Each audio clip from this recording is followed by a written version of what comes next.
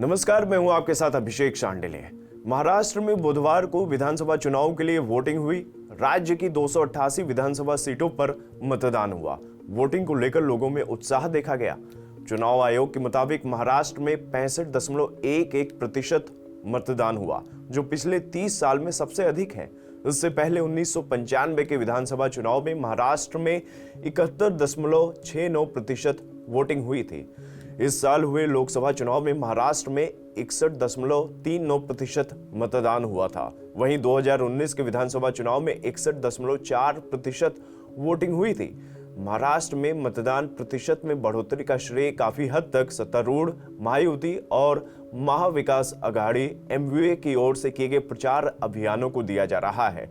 लोकसभा चुनाव में महायुति को कुल 42.71% वोट मिला था, जबकि महाविकास अघाड़ी के खाते में 43.91% वोट आए थे। महाराष्ट्र में 30 साल बाद इतनी बड़ी वोटिंग हुई है। इससे पहले 1995 में 71.69% मतदान हुआ था। तब राज्य में शिवसेना की सरकार बनी थी। मनोहर जोशी मुख्यमंत्री बने थे। 2 चरणों में वोटिंग हुई थी, 12 फरवरी 1995 और 9 मार्च। नतीजे 13 मार्च को घोषित हुए थे।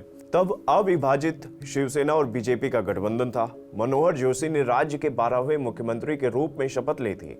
महाराष्ट्र में पहली बार गैर कांग्रेस सरकार बनी थी। उस चुनाव में कांग्रेस को 80, शिवसेना को 73 और बीजेपी को 65 सीटों पर जीत मिली थी।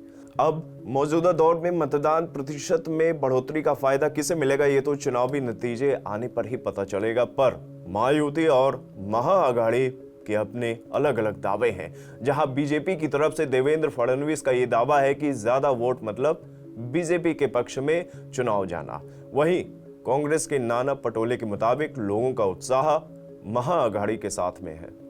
वहीं चुनाव के बाद आए एग्जिट पोल के मुताबिक महाराष्ट्र में अगली सरकार महायुति की बनने जा रही है।